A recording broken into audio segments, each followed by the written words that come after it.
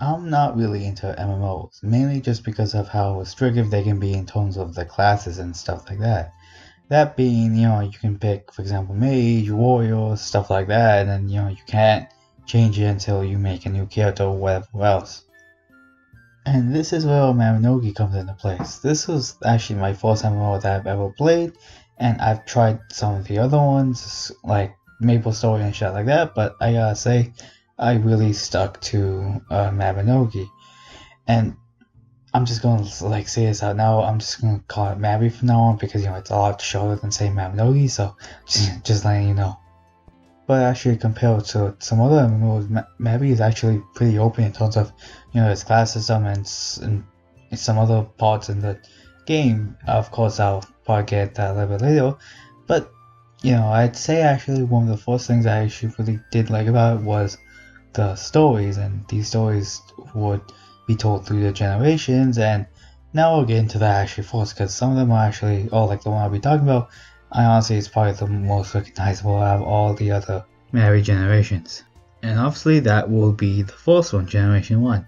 And on like a basic level, what happens in it, that they're all gods that are trying to screw everything up, and the three humans try to learn more about the world and kind of try to stop the gods, and that's basically it. And I know some of the events that happened here get backfired like way later on, like a lot of them will like happens way later, I think in like generation 16 or 17 around there. But that all these actions that repeat themselves, and like this shit happens way longer on, and that's kind of what I like about the generations, that some cases some of the actions in older ones happen like way later on, and that's kind of that's one of the things I actually found really interesting. And something else that was kind of cool is that they actually took some of Shakespeare's plays and made him into like a twist where like it adds a little bit like anime aesthetic and shit like that. That I actually found kind of cool because they just took it and then maybe remade it a little bit. So obviously not all of them are original content, but most of them are, and I still find it cool how they can take older works and retwist it and make it new again. That's kind of what I liked. Enough about the generations. I actually mentioned the class system a little bit earlier, and I actually think that this is probably one of the better versions of it. And of course, as I said before, in most other MMOs you pick like certain classes at the start, like mage, ranger, stuff like that. But in this one you can actually pick, for example, you can pick the warrior talent, and yeah, they're called talents in the game, but you can pick that, and all it gives you really is bonuses in that certain talent. But and say if one day you want to both into the mage talent, you can totally do that. So it offers you a little bit of freedom of what class you want to go into or what talent you want to go into a little bit later on. But the talent system wasn't always here. We actually didn't get that until Generation 13. And even then in Generation 13 we had the destiny system. It's not that different from what we have now, but that I think the talent system is a little bit more like detailed, I guess. But like, for example, in the destiny system there were 7 different talents of destinies, these being the warrior, archer, but it was called ranger in this one, mage, alchemist, merchant, fighter, and bard. Some of these classes will split off into other ones, like for example warrior, mage, and alchemist. Warrior was also turned into the normal warrior, and lance combat, which is obviously like the lances, they use different weapons, but that's basically the only difference. And then the mage was turned into attack mage, just like like using physical magic, or like just you attack magic, I guess, and healer. And then the alchemist is kind of similar to the mage, where there's construct alchemist, which is the passive side of the alchemist class, and the battle side. And then that was the two differences.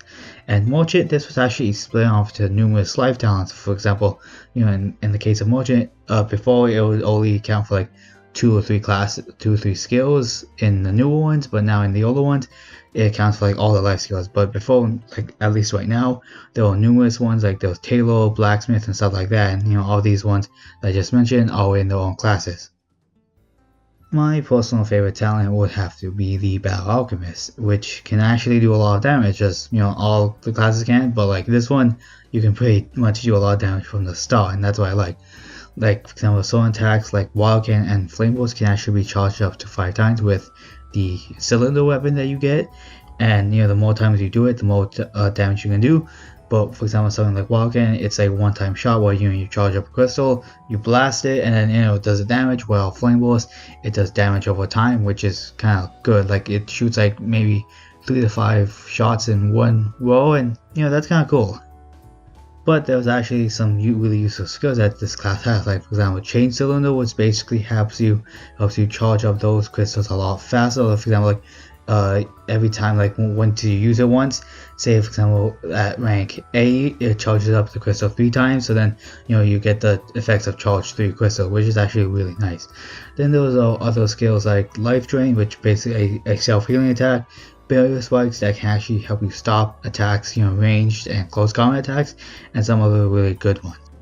Something kind of unique with Alchemy, and I also guess Mage too, is that you can actually buff up certain attacks with certain cylinders. For example, if you get a Water Cylinder, anything that's related to the Water Mastery will automatically get their power buffed up. But say for example something different with the Clay Alchemy, since there's not a lot of physical attacking ones. Say for example if you use the Clay Cylinder, it will actually buff up your HP for your barrier spikes, and it will actually also buff up a little bit of your golem stats whenever you summon it, so those are kind of nice. And then again, there's for the mage, you can actually only use certain advanced skills, like for example Ice Spear with an Ice Wand. And obviously whatever, like say if you have an Ice Wand equipped and you also use Ice Bolt, which doesn't require anything, like no wands and stuff, it will actually just buff up that. But if you have a staff, like I think there's an item called the Trinity Staff, you can actually use any advanced magic and any bolt magic, like Firebolt, Thunderbolt, stuff like that. You can use anything on that, so that's also nice. And there's also one special type of wand that the healers have called just a healing wand, which basically just buffs up the healing effects of healing and poly healing, so that's also kind of nice. Like this is one of the main reasons why I love this talent system, is because it's kind of interesting how they dealt with it and how you customize your character and just all these little things with each talent that I obviously love. What game would it be without the content? And obviously one of the first things you can actually do in this game, and it's been here for a long time, are the dungeons. And I'm pretty sure there were about 18 in total. There was about 14 in the main human land, and then there were about 4 in the combined, 4 total combined in the Iowa land and the Pisces land. So I'm obviously guessing with that one because I'm not exactly sure, but there's about 18. And one of the cool things with each of the dungeons is that they have different difficulty settings depending on what special pass or what special item, depending on the quest. Like depending on what you drop, it will be harder or it will be easier depending on your drop. And these passes are usually gone from like different enemies or different like events, or just whatever you can get your hands on. I think most of the common ones are just obviously from certain chests from certain dungeons, but there are a variety of ways to get some passes. And the type of rewards you usually get from dungeons are mostly gold, potions for your health, or MP, or just maybe certain item quests for whatever you need. Like for example, I know some chests in Generation 1 would give you that certain item you need for the quest, or just maybe some books that you need to read so you can advance some skills, just whatever, depending on the dungeon, depending on the difficulty. And I know some of the bosses of the dungeons also give you some weapons. Like I think one boss of LB Dungeon gives you a book, it gives you a page for a book so you can advance your skill, I'm pretty sure, so that's something. But that's what mostly all dungeons actually give in terms of content. Just you run through the dungeon, fight the enemies, and go and defeat the boss and get your reward. And then there's also the second type of mission, which honestly I kind of like a lot more, and that's called the shadow missions.